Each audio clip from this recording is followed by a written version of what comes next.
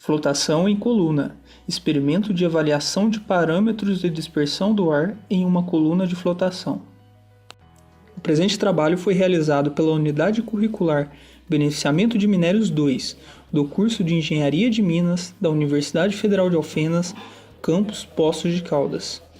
A docente responsável pela disciplina é a doutora Daniela Gomes Horta e a equipe que realizou o trabalho é composta por Augusto de Paula Silva, Bruna Carvalho, Danilo De Carli, Gustavo Vitor Batista, Rafael Gonçalves Silva e Rafaela de Oliveira Misael. Nosso trabalho foi dividido em introdução, materiais e métodos, resultados de discussão, conclusões e referências bibliográficas. As colunas de flotação são largamente utilizadas nas operações industriais de concentração de minério, especialmente na flotação de finos e em etapas de limpeza. Sabendo-se disso, o objetivo desse trabalho foi caracterizar hidrodinamicamente uma coluna de flotação, avaliando seus parâmetros de dispersão de ar. O regime de fluxo interno na flotação em coluna é governado pela velocidade superficial do ar. Em altas velocidades superficiais do ar, as estruturas de fluxo tendem para o desenvolvimento do regime Churn Turbulent Flow. Tal regime é caracterizado por bolhas de tamanhos diversos, sendo que as bolhas maiores se deslocam com altas velocidades de ascensão, o que causa instabilidade na estrutura do fluxo, que descreve um comportamento oscilatório, fluindo ora para cima e ora para baixo. Em baixas velocidades superficiais do ar, observa-se o desenvolvimento do regime Bubble Flow. Tal regime é caracterizado por um fluxo homogêneo de tamanhos de bolhas distribuídas uniformemente ao longo da área transversal da coluna. Estas bolhas apresentam diâmetros pequenos com geometria esférica e velocidade de ascensão constante. Devido às características citadas, o ponto de vista operacional é mais adequado que a coluna trabalhe em regime Bubble Flow. A velocidade superficial do ar, JG, é definida como volume de ar que atravessa a seção transversal da coluna, por unidade de tempo e representa uma medida da capacidade de aeração da coluna. Tal variável é expressa de acordo com a equação mostrada, uma em relação ao volume de ar e outra em relação à vazão de ar que atravessa a coluna. Sendo que VA é o volume de ar que atravessa a coluna, AC é a área da seção transversal, T representa o tempo e QA representa a vazão de ar que atravessa a coluna. A velocidade superficial da água de lavagem pode ser obtida através da expressão proposta por Luttrell e Young, que relaciona o hold-up de ar na zona de espuma, a velocidade superficial do ar e a velocidade superficial de Bias. Rearranjando a fórmula, podemos achar a expressão para a velocidade superficial da água de lavagem. A partir da água de lavagem e da área de seção transversal da coluna, podemos encontrar também a vazão de água na coluna, que pode ser expressa pela expressão a seguir. O hold-up do ar é um número adimensional que representa a fração volumétrica ocupada pelo ar em relação ao volume total ocupado pela polpa, líquido mais sólido mais ar. O hold-up pode ser calculado com a equação na tela, em que εg significa o hold-up do ar, Vr é o volume ocupado pelo ar e o Vp, o volume da polpa na coluna de flotação, ambos em centímetros cúbicos. Outra maneira de se calcular o hold-up é relacionando a diferença ΔH entre os níveis dos manômetros e a distância L entre as tomadas de pressão. Os experimentos foram conduzidos a uma coluna piloto instalada no Laboratório de Ciências das Engenharias na Universidade Federal de Alfenas, campus Poços de Caldas. Foram realizados 11 ensaios diferenciados pelas vazões de ar, sendo a vazão de ar inicial de 30 cm3 por segundo, e a cada ensaio acrescentou-se 17 cm3 por segundo de ar, totalizando no final 11 ensaios com vazão de ar final de 200 cm3 por segundo. O objetivo foi determinar a velocidade superficial do ar, o JG, hold-up do ar, εg, e a velocidade superficial da água, JW e vazão da água, que é água. A coluna é caracterizada por tubos acrílicos unidos por frange, com uma área de seção transversal aproximada de 38,5 cm². Para a determinação das velocidades superficiais do ar, mediu-se o diâmetro da coluna para a obtenção da área da seção transversal e anotou-se a vazão de ar para cada ensaio. Para a determinação do RODAP de cada ensaio, fixou a distância L entre as tomadas de pressão A e B da zona de coleta, em 65 cm, e mediu-se a altura manométrica ΔH entre os níveis situados próximo à zona de lavagem. Para a determinação das velocidades superficiais da água, definiu-se o RODAP de ar na zona de espuma de 0,95 e as velocidades superficiais de bias de 0,05 cm/s, e utilizou-se os valores de JG calculado no procedimento anterior. Para a determinação das vazões de água, utilizou-se a área de seção transversal e os resultados obtidos em JW.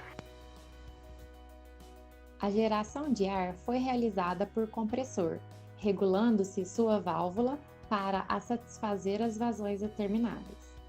Não foi utilizado reagentes no experimento, sendo a água o único líquido presente na coluna. A água foi bombeada por uma bomba para alimentar a coluna. A figura 3 mostra a unidade experimental com suas respectivas legendas. Com a medida da área da seção transversal e da vazão de ar determinada para cada ensaio, foi possível calcular as velocidades superficiais do ar. E com os dados da distância entre as tomadas de pressão e a altura manométrica para cada ensaio, foi possível calcular o RODAP do ar. Foram utilizadas as equações da direita da tela, e os valores de vazão do ar, altura manométrica, velocidade superficial do ar e RODAP do ar são mostradas na tabela 1 a seguir para cada ensaio.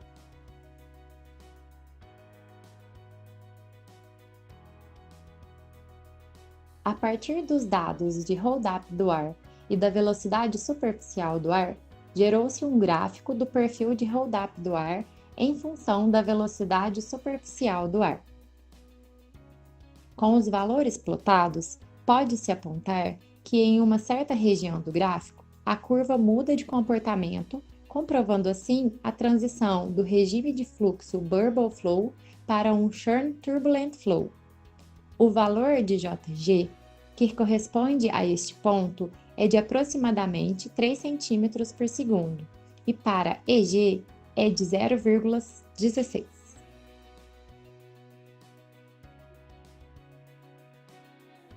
Também realizou-se a análise da velocidade superficial da água de lavagem, na qual se definiu inicialmente um RODAP de ar na zona de espuma igual a 0,95 e um JB, velocidade superficial de bias, igual a 0,05 cm/s. Em seguida, calculou-se com os dados de velocidade superficial da água e da área de seção transversal a vazão de água em centímetros cúbicos por segundo no sistema, obtendo a tabela a seguir. O nosso experimento foi auxiliado por filmagens do fluxo de bolhas na coluna para cada ensaio realizado. O vídeo à esquerda corresponde ao fluxo de bolhas na coluna em velocidade de vídeo normal. Já à direita corresponde ao fluxo de bolhas na coluna em câmera lenta.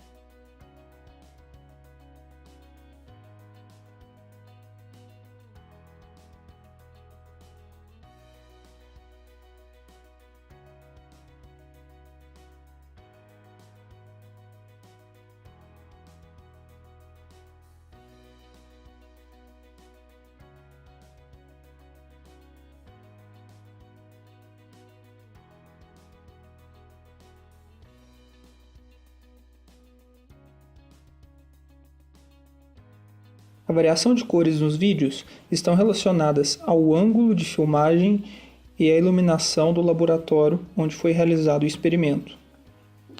Colocando os vídeos em paralelo, é possível comparar o fluxo de bolhas para cada ensaio, em velocidade normal e em velocidade lenta, conforme os vídeos a seguir.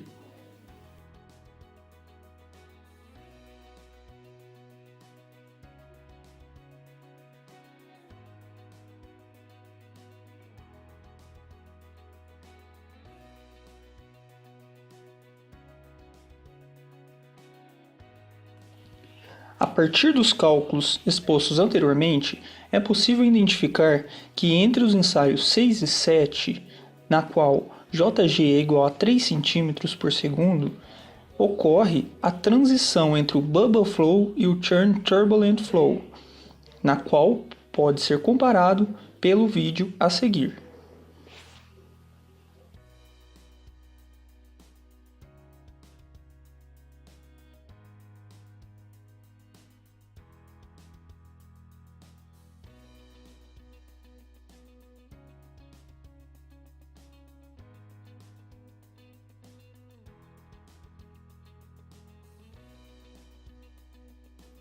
Para a coluna de flotação utilizada no experimento, determinou-se que a transição do regime de fluxo Bubble Flow para o Churn Turbulent Flow ocorreu com valor de Jg de aproximadamente 3 cm por segundo e Hold-up de aproximadamente 0,16. Por isso, foi possível apontar que é mais adequado se trabalhar com a coluna operando em valores de vazão de ar abaixo dos limites de transição. Ressaltamos que para reforçar os resultados obtidos no experimento é necessário conduzir novos ensaios com mais intervalos de vazão de ar. Por fim, queremos agradecer à Universidade Federal de Alfenas por oferecer o curso de Engenharia de Minas, na qual estamos cursando. Agradecemos também à professora doutora Daniela Gomes Horta por ministrar as aulas de Beneficiamento de Minérios 2 e nos auxiliar para uma boa formação, ao técnico Guilherme Rodrigues, que nos ajudou em alguns procedimentos experimentais, e aos integrantes da equipe.